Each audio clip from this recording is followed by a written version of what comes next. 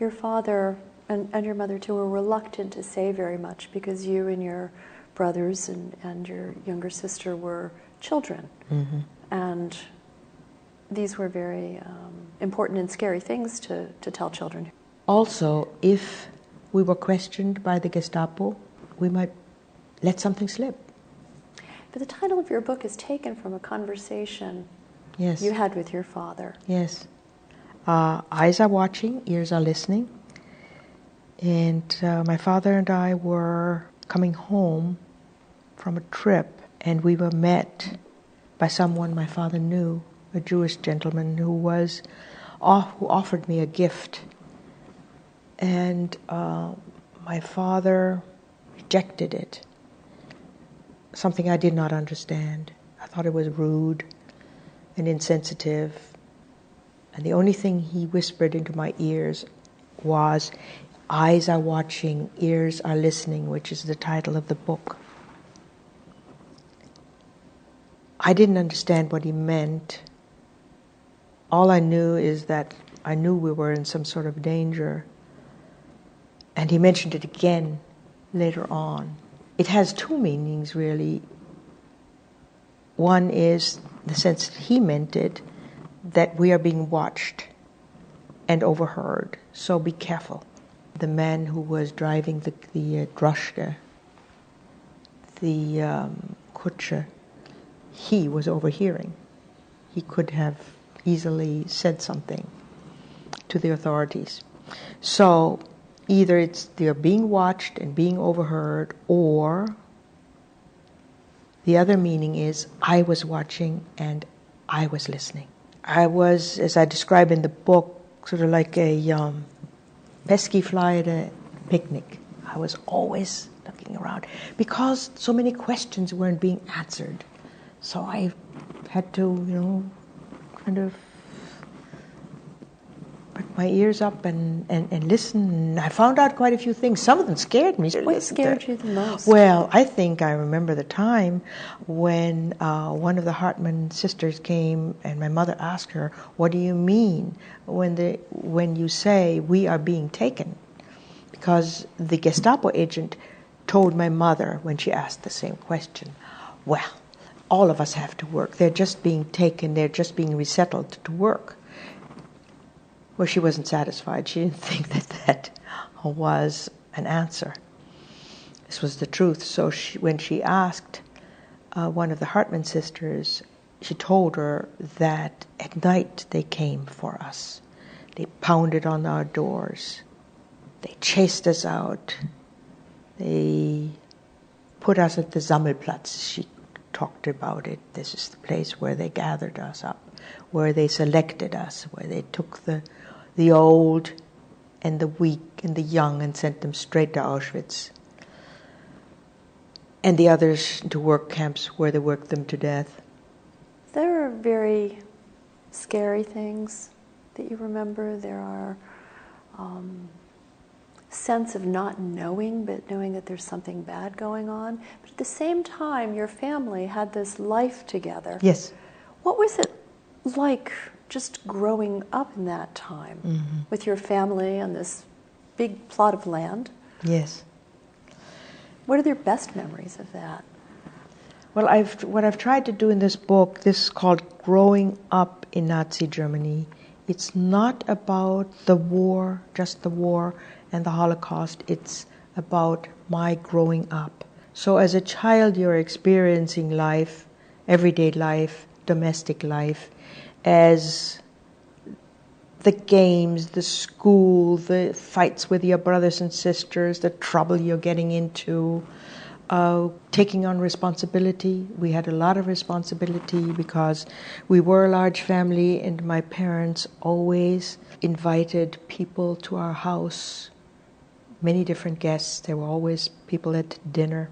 We had some friends, not a lot, because, again, I believe my parents were quite intent on keeping us close, so we wouldn't spill whatever we knew, whatever little we knew. You didn't know what was going on. Not exactly. When you were... One morning on my way to school, I passed a red brick building. It was an old school. And I heard the crying voices, crying of adults, children. And I thought I had come upon a dark place, a place where horrible things were happening. I stopped for a minute and noticed that there was an armed guard. And he motioned me to move on. So I moved on, but I had the crying in my ears that day in school, and I couldn't really concentrate. I went back home and asked my parents, what was this about? Eventually my father explained to me that these were Jewish families who were being separated and they were being sent away. That was one experience. Another one was a young boy in Hitler uniform urging us to go to a hanging, to a public hanging. I didn't go with him, neither did my friend. There again, I asked my mother, and she wouldn't tell me.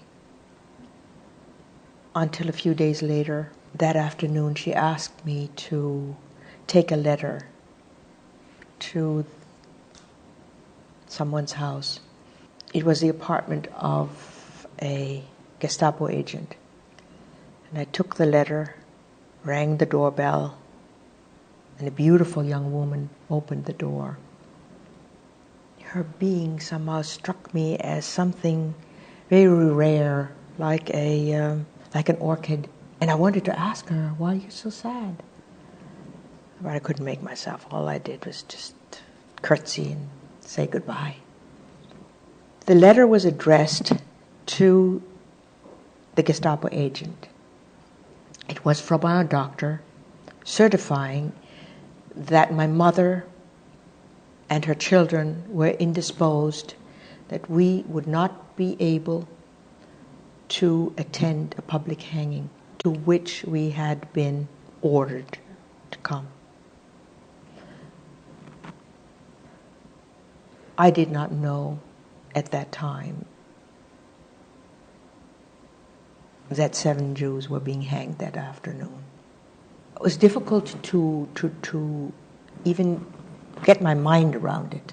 Years later, I found out from my father and from one of the survivors in Israel who this young woman was. She was Jewish, and the Gestapo agent had made her his mistress. And when his wife arrived from Germany, he sent his mistress to Auschwitz. I'm glad I did not know it at the time. So it was good that our parents protected us from some of this, because it's hard to, incomprehensible how these things can happen. As human beings can do this to other human beings. And there must have been other occasions that I have forgotten, that are somewhere lost in my head, that are painful, because not all of our memories are accessible. What happened in 1945 when you escaped, essentially, from Poland back to Germany? What was the situation? It is January, the middle of January, and we have been hearing the thunder, faint thunder, but nevertheless rolling thunder of artillery, which was an indication that the front was getting closer and closer and closer, although on the radio we had been hearing that Germany was victorious. A child will think, well, it's kind of funny, isn't it? Here you hear rumbling, what's going on? It doesn't make sense. I remember even being on top of a hill near the Auschwitz camp. And after we had observed these young men doing their gliding exercises, our father took us over to the other side of the hill and told us he wanted to show us something. Pointed into the valley and they said, I want you to remember what I'm going to show you. Down there is Auschwitz. That is where they take the Jews.